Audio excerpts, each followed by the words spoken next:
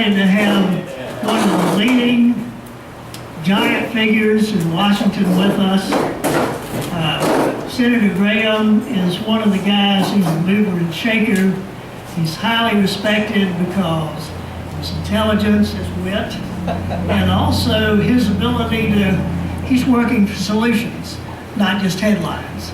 And we're very fortunate here in South Carolina to have him representing our state. That's a huge benefit for us.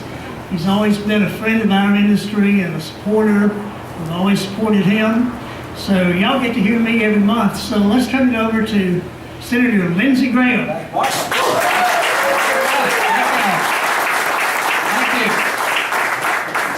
Well, being a giant in the Senate is like being the tallest short person. I don't really know what you get for it. It's getting so bad, I tell people I'm a lawyer. I don't know how much further I can go down the food chain. Thank y'all so much.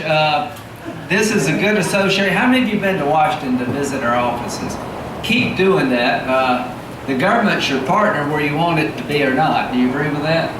Yes. How many of you feel under-regulated? Well, what I thought I'd talk to you a little bit is I think the Republicans are going to take over in November. Now, well, that's good if you're a Republican. The question is, if you're not a Republican, you just want your government to do better, can we deliver? I hope so. The bar is pretty low. But at the end of the day, if we do get in charge, I hope we're smart enough to turn some. Have any of you been affected by Obamacare? Oh, yeah. If you can figure it out, we'll write a book together. Because I really don't quite understand what they're trying to do. But what I thought I'd talk to you a little bit about is foreign policy terrorism. You want to hear a little bit about that? Who are all of these guys? They're all crazy as hell.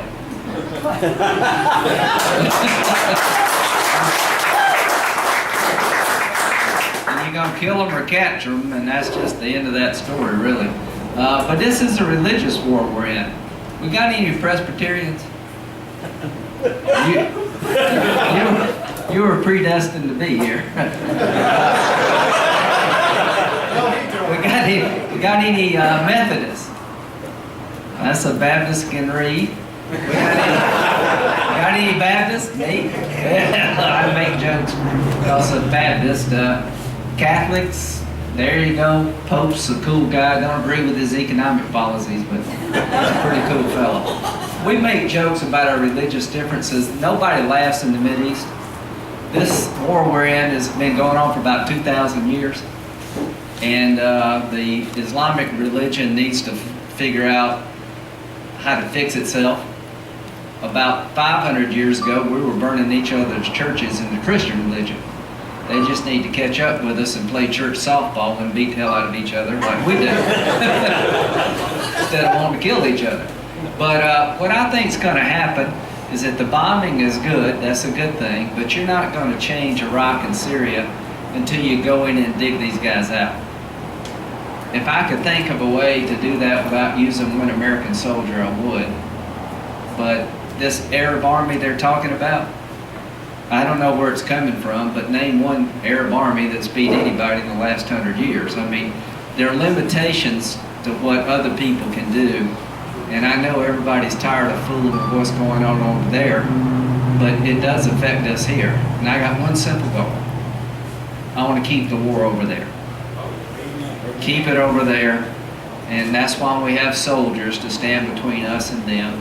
So I don't know how it's going to end and how long it's going to take, but over time, we'll figure this out. What they're offering the world, very few people want to buy. I bet I've been to Iraq and Afghanistan 30 times.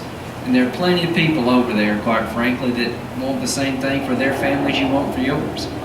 And all this money that we're spending on housing, we need to have manufactured homes in Afghanistan.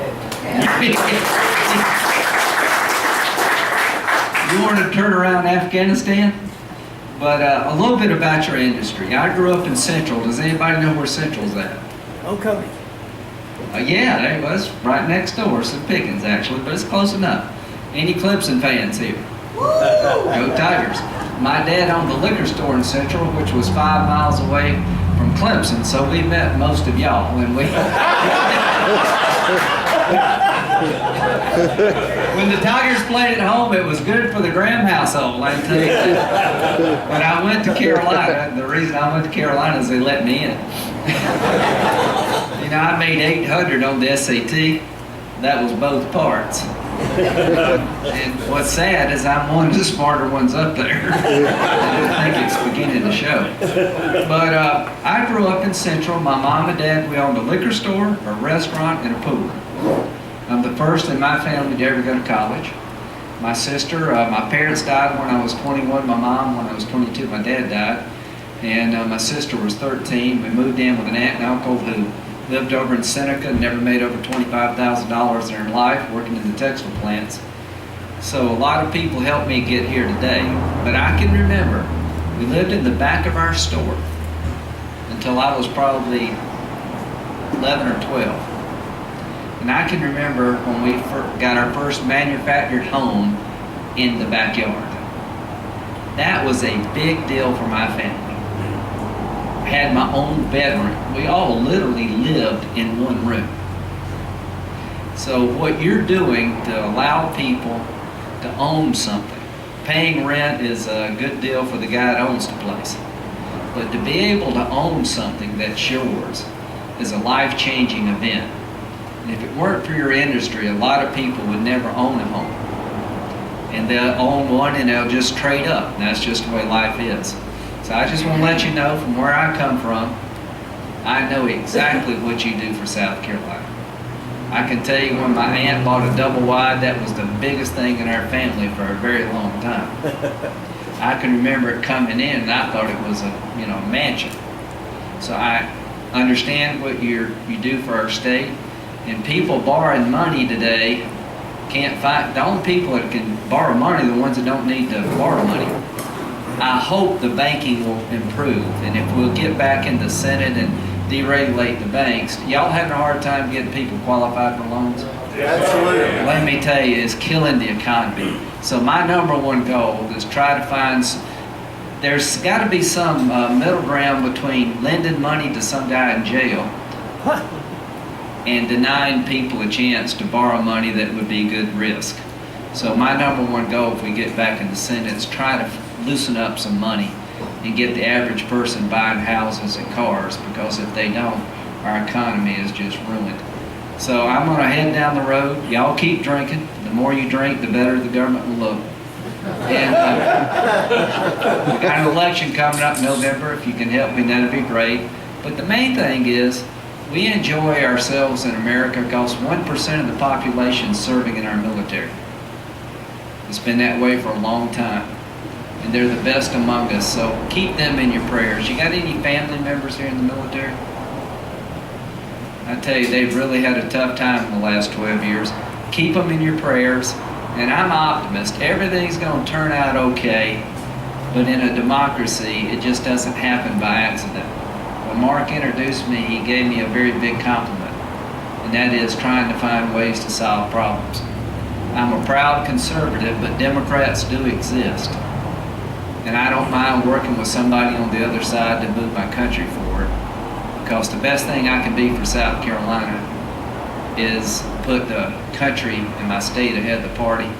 I'm proud of my party, but our nation needs people to find ways to say yes, not all the time no. God bless you. Thank you very much. Thank you.